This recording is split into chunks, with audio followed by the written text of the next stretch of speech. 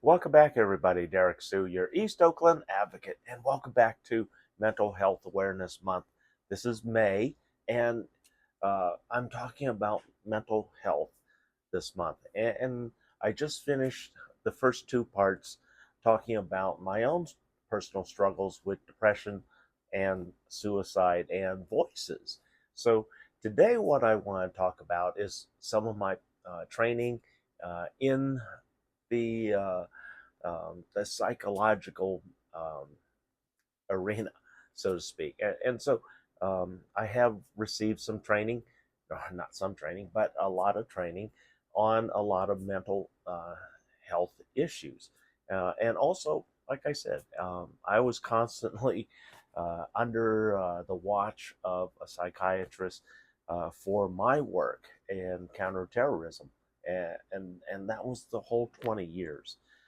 And it was when I got away from being able to talk about uh, the things that I encountered that problems developed. And so it's more embarrassing to say that I stopped going to seeing a psychologist. And it wasn't until I went to qualify for my PTSD from being homeless. Yeah, and I qualified for that and got my mental health uh, uh, uh, distress as severe major depression. And so that was the diagnosis from the a psychiatrist from or a psychologist from Social Security. And so that's how I was able to qualify for that for myself um, under a PTSD. But also, my training involved working with the mentally ill, and also my ex-wife could absolutely said that I was mentally ill myself.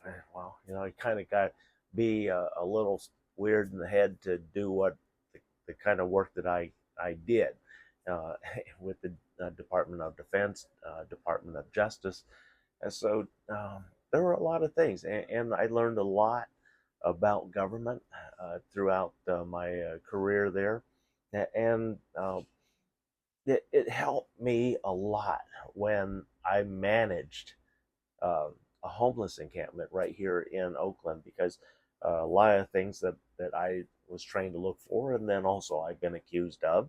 Uh, so uh, I found it to be alive and well in on the streets and within my own homeless encampment, and and then I encountered one other thing that I really wasn't expecting, and this was more like on Travel Channel where you get those weird paranormal things. Well, I had one of those from one individual in my homeless encampment, and um, it wasn't that they were schizophrenic. It wasn't that they had DID, which is dissociative identity disorder. Dissociative identity disorder. That's DID, did, or ASP, which is antisocial personality disorder, which I've been accused of being by my ex-wife. In fact, both of my ex-wives, uh, a medical doctor. So, but again, like I said, because of what I did in counterterrorism, you have to be kind of antisocial and a little, well, not so much schizophrenic, but I became schizo, and because of uh, cracking under pressure, so to speak, from becoming homeless and fighting a futile battle where I saw no results. So anyway, so as a manager for um, my 32 person, 33 person homeless encampment in Oakland, East Oakland on 77th Avenue, I did come across some really strange things. And get just real quickly getting back to that one person that I thought was had did, which is dissociative identity disorder. That means you have split personalities. I found that it wasn't a split personality. This person had actually had two energies. Yes, two energies, and you probably wouldn't have really noticed it because even this person's closest friends said, "Yeah, that person just switches. I mean, just switches into a really evil person." And when I heard that from the friends, I said, that explains why I had two energies. And then one day I encountered and got to speak face to face with that alter uh, identity. And the identity claimed to be the unborn twin of this person. So the unborn twin died in the womb, it said, and so it has no name. And so it just says, "I'm the other sister," and so that's how I referred to that sister. I'm the other sister, and believe me, it was a very, very different uh, energy. I mean, very evil energy, very hostile, very angry, and I understood where the anger came from because it was not able to be born. And so that energy lived inside this other person without her knowledge. Literally, she had no knowledge of this person, because I asked her when she came back around to her regular self. I said, "Do you know about your twin sister?" And she said, "Twin sister? I don't have a twin sister." I said, "Yes, you do, because I just spoke to her." And this person looked at me like I was crazy. I said, "Nah, this is real." It's very, very different, the two, because the person that I normally saw was a very sweet, gentle, very kind person, and yet the other person was very evil, very uh, um, spontaneous in action. In fact, that person, that evil uh, other sister, slapped me. Yeah, she reached out with Jerry, Jerry, her hand, and slapped me, and it just shocked me. It's like, whoa! Now this sister is really evil, and so anyway, just getting back. Sometimes it's not dead, but I have known people that have uh, several personalities, and each one very different. Some of them didn't know about each other, but yet I know a person that has six personalities, six different personalities, but only four of the six know about each other. Two are hidden, and um, very, very interesting, following and uh, deciphering everything this person or these persons are going through, because they are each very distinct, very different, and yet go under the same name. And so it's very hard to tell. And you have to. So, what I want to also say about these three disorders is that by Mayo Clinic, this information comes from the Mayo Clinic. Um, these disorders can be brought on by sexual abuse, physical abuse, emotional abuse, which I experienced from childhood, bullying from childhood, and it even extends to this day. Um, Death of a parent.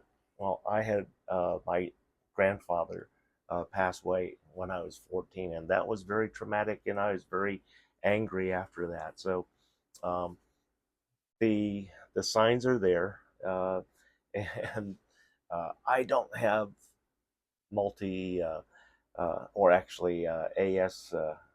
Well, I've been accused of it, but yeah, it's probably uh, some there. There's something to that. The ASPD, Antisocial Personality Disorder. I'm sure I have some of that because I've seen some ugly things in my life and done some ugly things. Um, and then one of the good things, uh, though, is that a lot of this can be treated.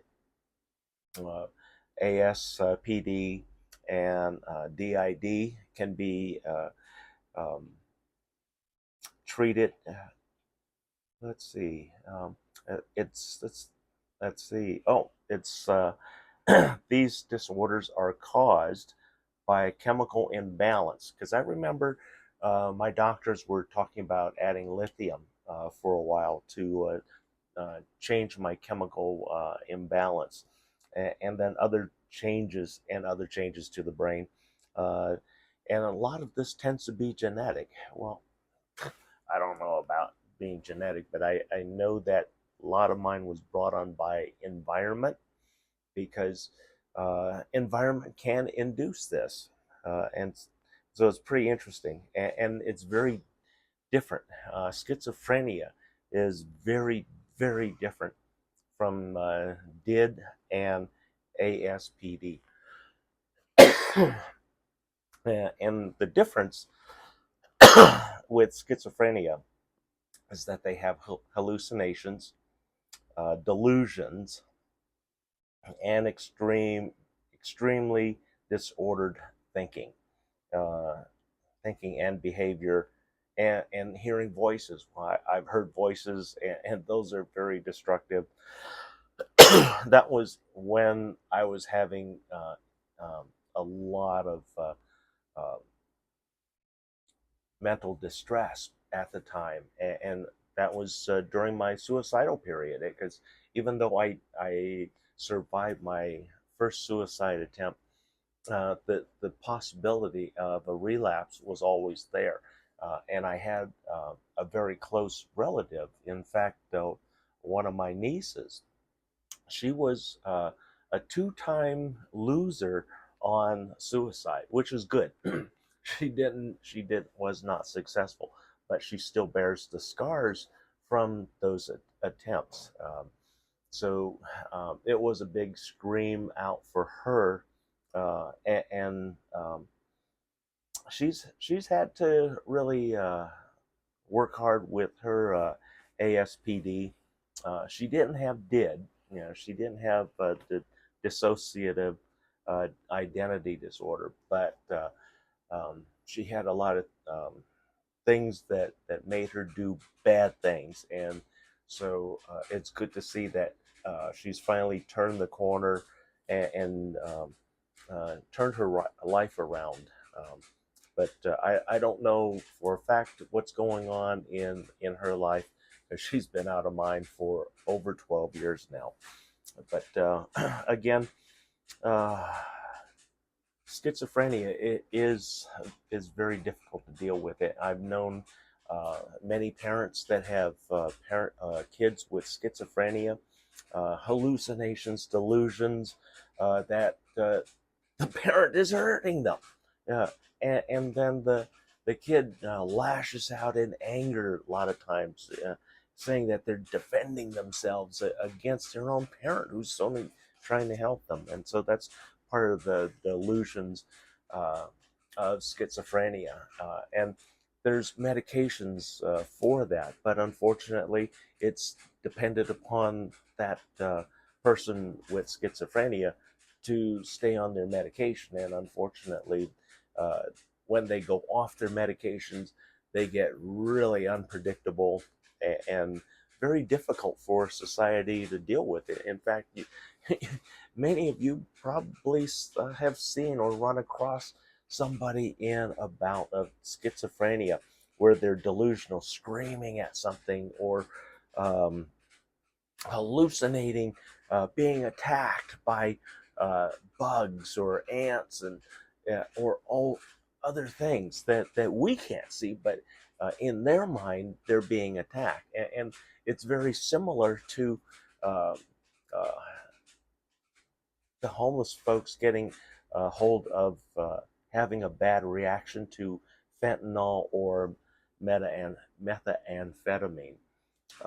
And I've had to deal with those, and it's very difficult dealing with the person who is uh, of contaminated thinking, and that contaminated thinking ends up sometimes where the police shoot them because they're a danger, and um, some of these few of these times I've had to run out and tell the police not to intervene, even though they've shown up, and that I would take care of this individual. And so we did get the individual under control. We got him into emergency for the help, and once things calmed down, um, it, it's just a difficult situation when you have to deal with mental issues that are drug induced.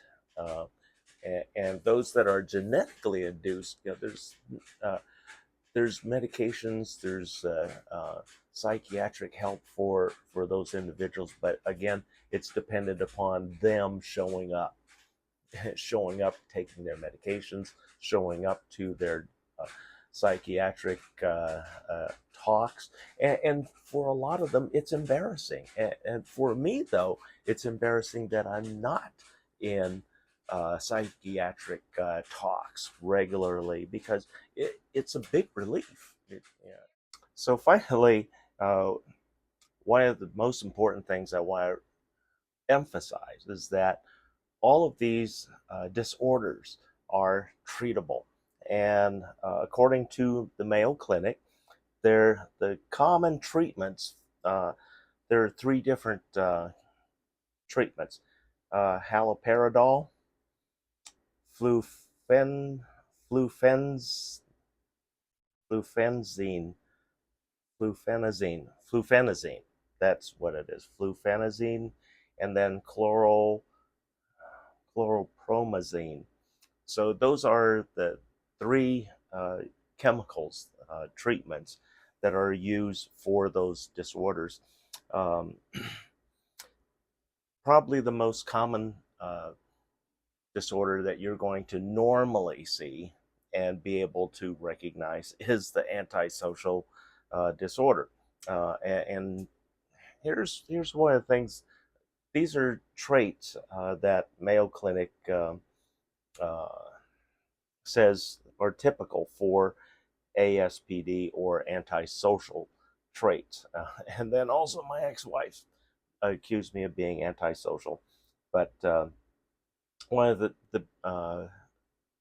some of the normals, they tend to lie, and so if the person is not trustworthy, uh, their word is not reputable, then you know they could be very antisocial. I didn't have that issue, but hold on, breaking laws. Okay, there, that was my specialty. I use the gray areas of laws all the time.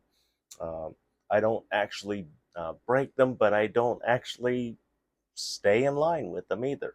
So I travel that gray area, and I look for the loopholes. And so, just like my great grandfather, I look for the loopholes and I'll exploit the hell out of them. And that's what I did with my protests back in 2021. Where do we go, Oakland, in the Oakland Hills? And that was about property. There's property in Oakland, and there's good property and there's bad property. Where I had the protest, that was a screw job by the city of Oakland and Alameda County when they sold all of those non-buildable properties in the Oakland Hills. So that was what that was about.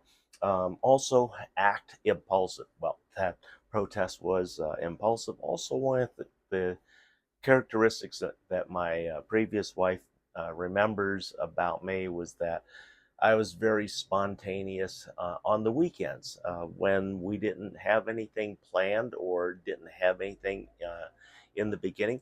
We just throw couple of bags in one of the cars, especially when we had the Corvette, and just take off for the weekend. We just pick a direction, grab some AAA maps out of uh, the basket and head in that direction. And so it was fun. It was adventurous. We didn't know where we're going to end up. We just drive until sun went down or until we decided to stop. So that's acting impulsively. Also, buying things that you don't need, especially today, that can be very harmful. So that can be considered antisocial. Then also, here's where I really got accused because my ex-wife always said this, and I'll tell you why. Uh, Lack of regard for own safety. Yeah, I'm guilty of that. And then, or the safety of others. So my ex-wife, both of them know that I am a fighter and that I don't tolerate dishonesty. I don't. I really get charged up when racist provocation shows up. Is uh, that's my hot button. That's one of my hot buttons, and that'll set me off. Uh, and it should for a lot of you. And so that's where I was reckless with my safety because there were times where um, it got me into trouble.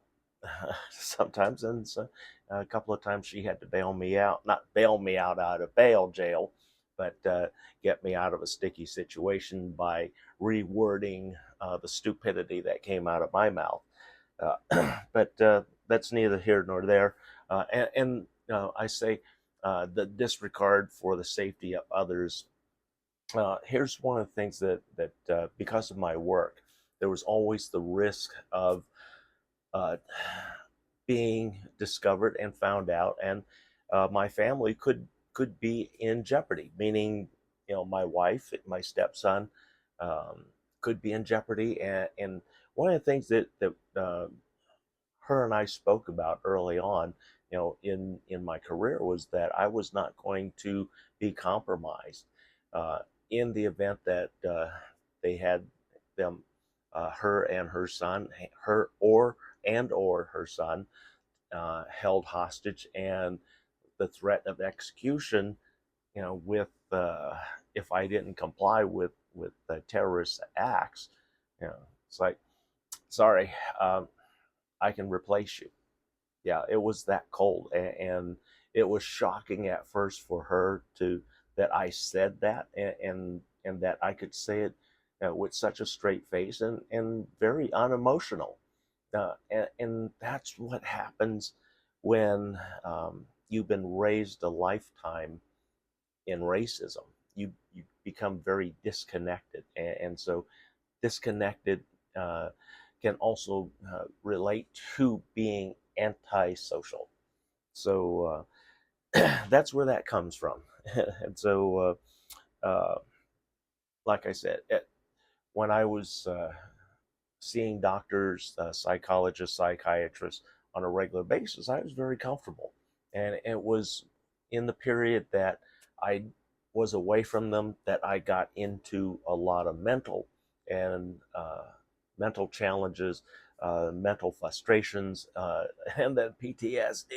I got that. I didn't get it from doing all the really crappy work in counterterrorism. I got it from the trauma of living on the Oakland streets, homeless. Thanks for joining me today. We'll be right back.